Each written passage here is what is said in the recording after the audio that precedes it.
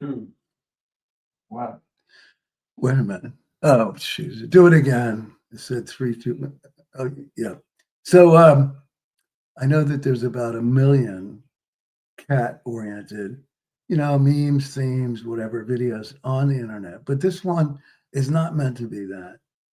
It's meant to be humorous and whimsical and lovable, but also a little serious and not funny in a primitive way.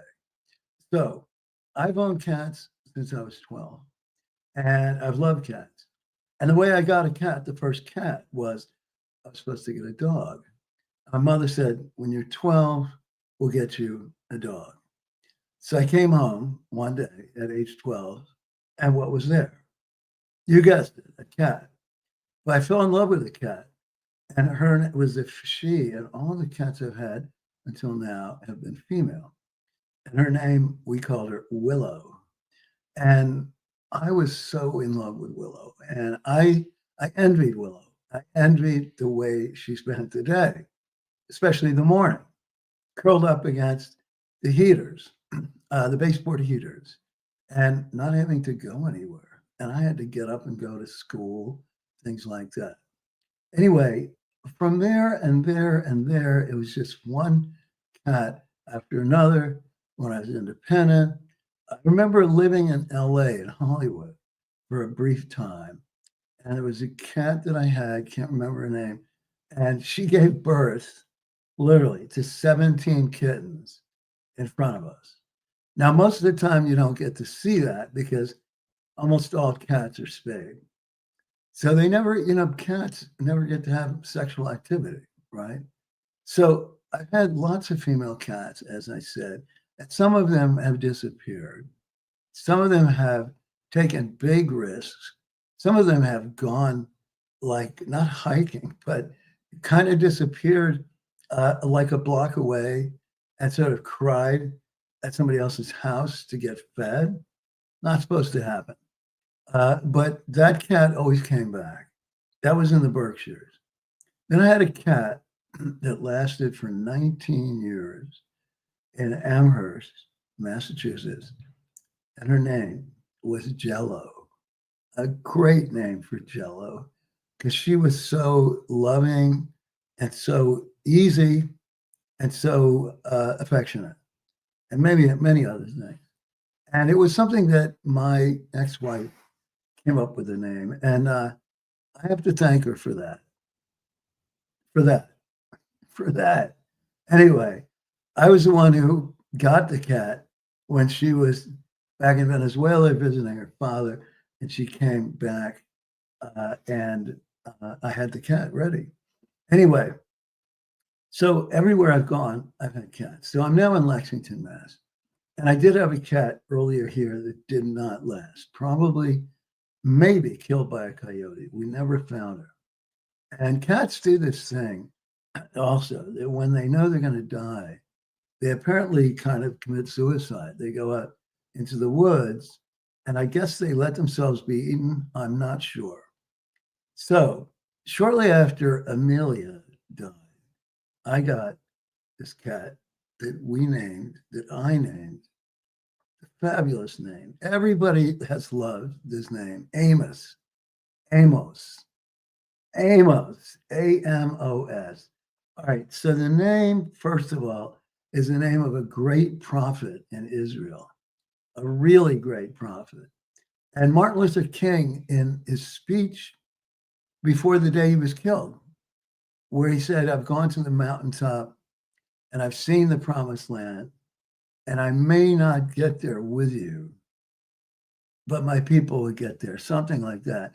And he quoted from Amos in that speech about the justice rolling down like a thunderstorm or something. But the other reason I call him Amos was I used to, in an affectionate and humorous way, call my father Amos. Now, he didn't totally object to it. He was a very humorous guy and had good sense of humor, and he was pretty tolerant. And he knew I was, hard to manage in a lot of ways. My ADHD is hard to get me to stop doing things. And I went into a long riff on his name, because his name was Hyman. Now, how do you get from Hyman to Amos? Well, there's a lot of steps in between, a lot of steps, which I don't think I'm going to go into. But I just loved when it didn't end up permanently at Amos, but it was one of the steps. So Amos reminds me of my father to some extent. And Amos is just a cool name and an unusual name. Hey, look, I am not generic about anything. And this little meme, this little skit, this little talk about Amos, my cat. Hey, if this is in any way similar to the millions of cat things on the internet, what am I going to do? I will apologize. I think it's absurd. I think it's many of them are kind of denigrating or diminishing the intelligence of cats. Okay, they're not like dogs, but in some ways, maybe they're more intelligent. They're definitely more autonomous. They don't need nearly as much care, and they have a good life, and they can be solitary, and they don't goddamn bark.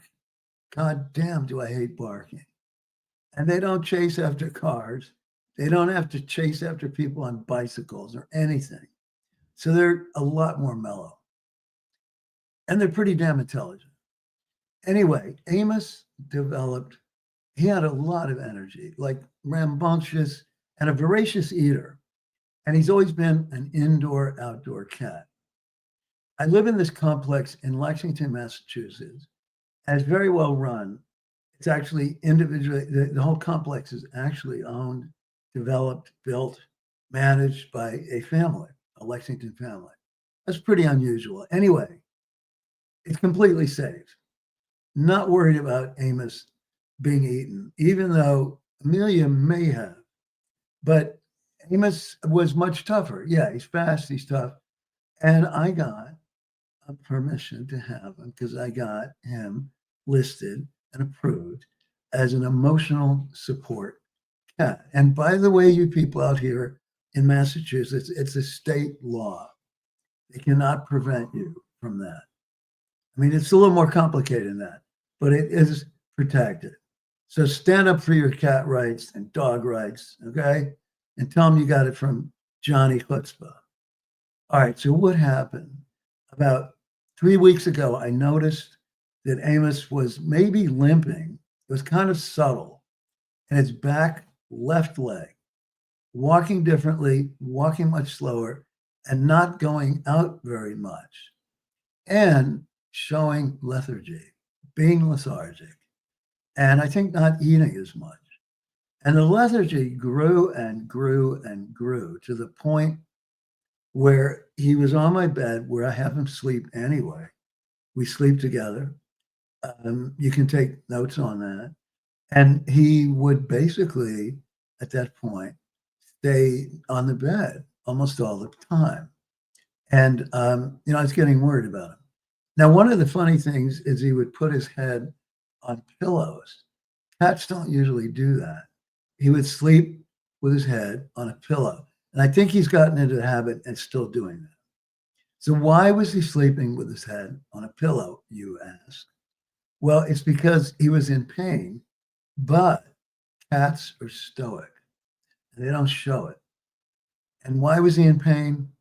Because he had enormous pressure in his left eye. And why did he have enormous pressure in his left eye, you might ask? Because he had glaucoma. Now, I don't know, you always think of glaucoma as really poor people in Africa or something where it's, widespread. I didn't know that it affects animals. And it's only in the left eye that they know about. But the pressure kept going up, which causes extreme headaches, apparently, that go on pretty much the whole day. So he became more lethargic. Now, I was also worried that he was not peeing, because if a male cat has obstructions in his urinary tract, or it's just not peeing for some other reason, big bad sign, and they can die. I didn't know whether he was peeing or not because it didn't seem to be in the litter box. So I had two worries, peeing and glaucoma. So I went to the Mass Society for the Protection of Cruelty Against Animals, known as MSPCA. And it's also Angel Memorial Hospital. And they have one of their sites in Waltham, which was the one closest to me. Well, I ended up going there a total of 5 or 6 times in about 2 weeks. And they were the ones, and they were very good. They were very good. And I ended up with AMOS in all 3 branches of MSPCA Angel Memorial Hospital. They have an urgency branch and an emergency branch, 2 different things, emergency and urgency. And then they have, I don't know what they call the regular branch, but they have that. So there were doctors in all 3 branches that I interacted with, and they were all good. And they knew very quickly that glaucoma was the issue, and they saw that the pressure on his eye kept getting worse, which would make the pain worse. So before I got the glaucoma operation, I'm going to tell you about that. I was given a bunch of medications. Now, this leads me to the next story. So one of them is a syringe, and in the syringe, you fill it up, is a medication for the mouth. It's for, and it's got morphine in it. It's a pain reliever. I only got it into him twice in the whole time, maybe within, let's say, 10 days. I was only able to succeed twice. So one of the things I want to say is that veterinarians and doctors in general expect you, the customer, the patient, whatever, to be able to do the things they do or be able to live a life where you could be with your cat all the time. All right. So unrealistic. The other thing was eye drops. All right. Now, how hard is it to get eye drops in a cat? In a cat that's rambunctious, and even though injured and not as energized as earlier, no way. And then the third thing I got later was gabapentin, which is pretty well known as a medication for people as well. And again, it's for pain, relieving pain. So we were doing pain management, but I wasn't doing very well. However, I didn't feel guilty. I jokingly would say to the vets on the phone, "You're going to punish me. You're going to punish me." Well, the punishing thing was the main really strong issue was this. I'm about to show you something that is the most unrealistic thing. And this is called an e-collar. Should I put it on? No. But the thing is, it's called an e-collar because it looks, this is what I was told, it looks like Edwardian from the Edwardian period in England, that women would wear collars like that, dresses with collars. So if you put it on and you're walking around, it's very, very cumbersome for the cat. And you wonder, well, how can they eat with that? No, they can't. So they said, well, you can take it off when he's eating. Yeah, and then put it back on when he's not. Well, I think that would be 24/7 job. And I work outside the home. After they gave me that one, no, the original one, I'm sorry, was this, made out of plastic and a little bit, solid. This one is also plastic, but much softer. I think they figured that would be easier. No, I didn't even try. The other rule I broke was letting him downstairs in the house, because I had him originally upstairs in my master room, had the food upstairs in the master walk-in closet and so forth. And I kept it there only about 3 or 4 days because then it became clear, look, he likes going downstairs, and downstairs is where you get outside. And I knew, contrary to what they said, contrary to the idea of having him indoors for about anywhere from a month or something like that, that wasn't going to work.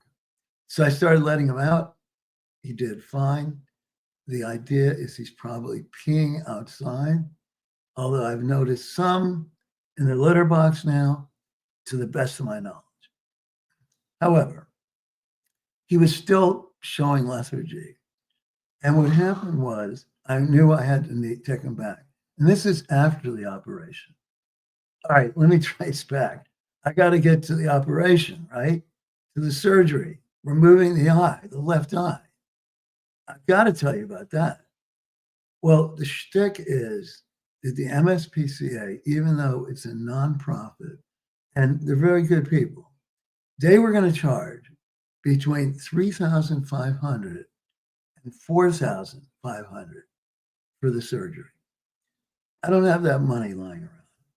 Now, I had gotten, and I still have, there is a credit card for animals called Care Credit. And I was able to get that easily. And, I had a pretty good balance, but I used that up on the other procedures. So I wasn't going to do that. So the woman who was the top vet at MSPCA happened to know a woman who she had worked with at Tufts, which is one of the top vet places in the country. And this woman had worked for a long time, surgery, everything, and decided to open her own very small, very, very inexpensive veterinary clinic in a town called Franklin.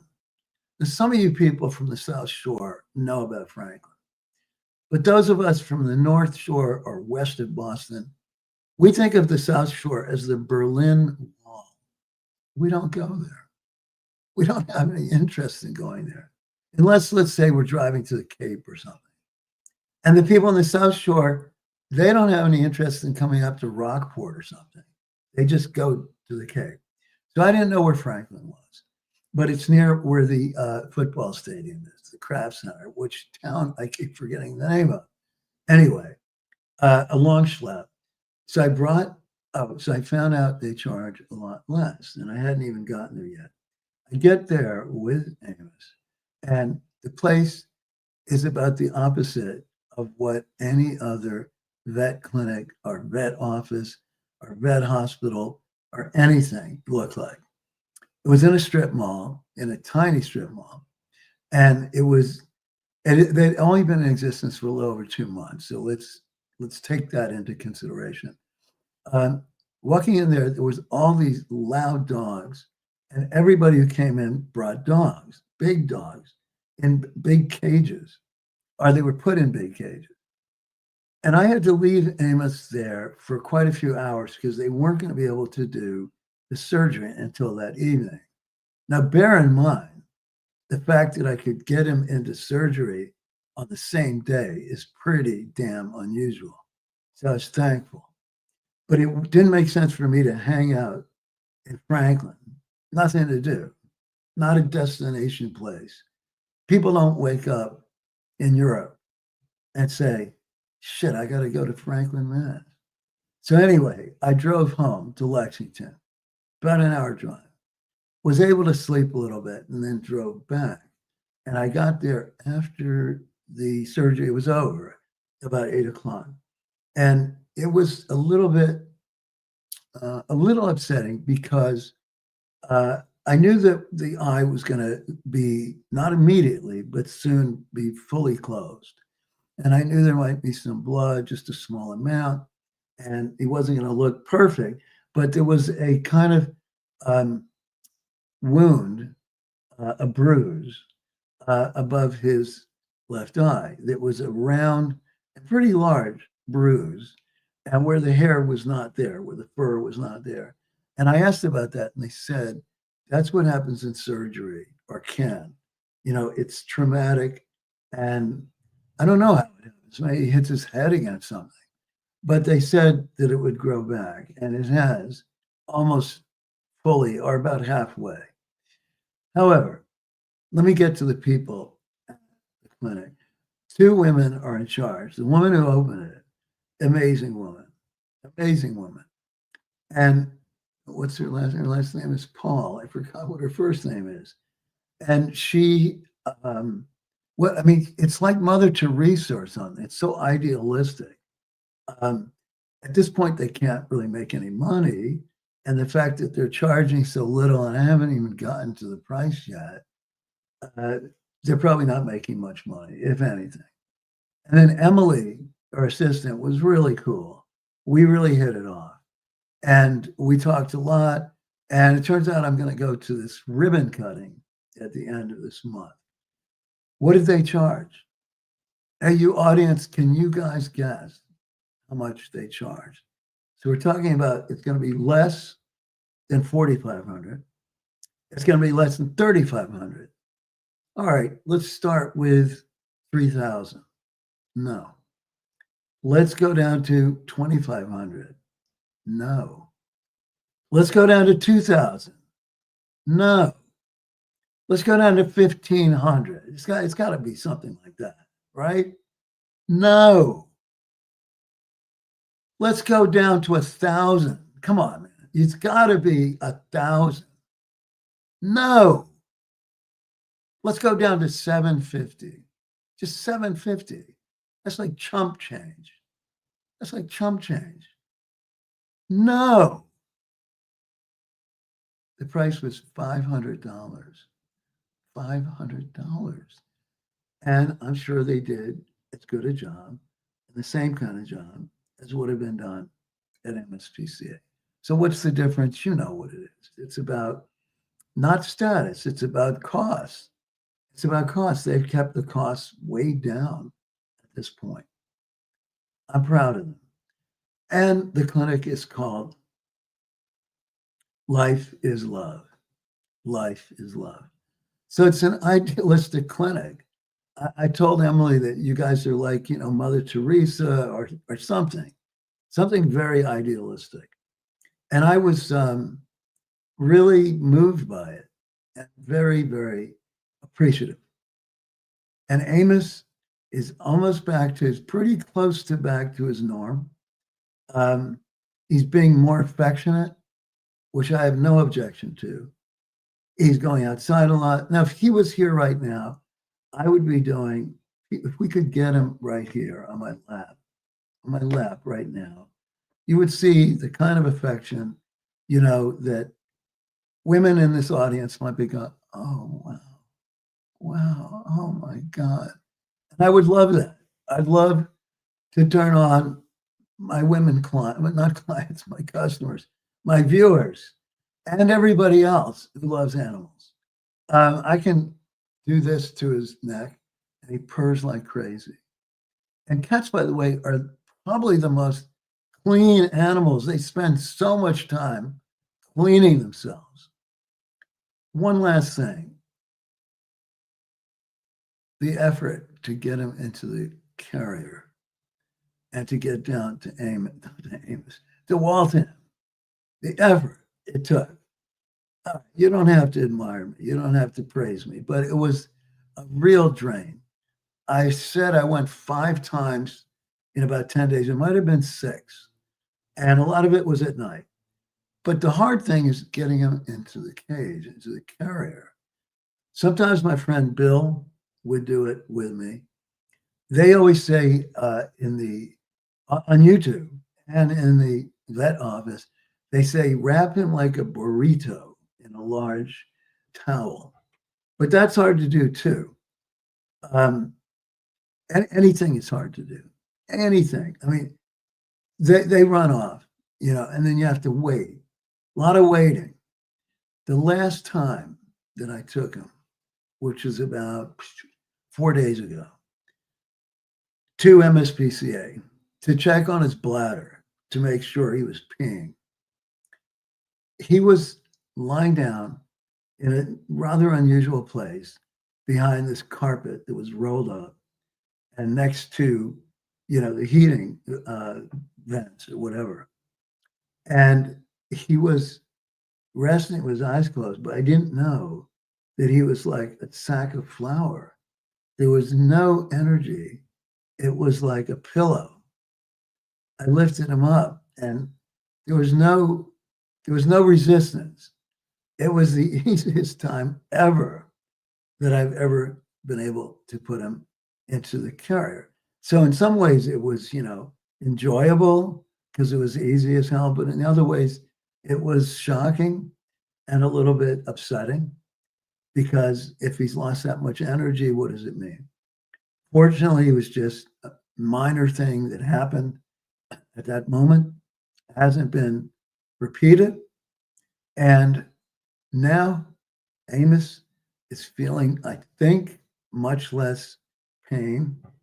And maybe in order to make himself feel even better, and we took some photos of this, Amos is sleeping with his head on a pillow, on a number of pillows. He chooses different pillows, but he's definitely, most of the time now, sleeping with his head propped up against the pillow on my king-size bed. I want to say thank you for all listening. I know you love Amos. You can send your regards in the comments. You can send hearts, flowers, candy. Well, I guess you can't send candy, but you can send, a message about motivation and stoicism and survival, because that's what it takes. Thank you. Shalom.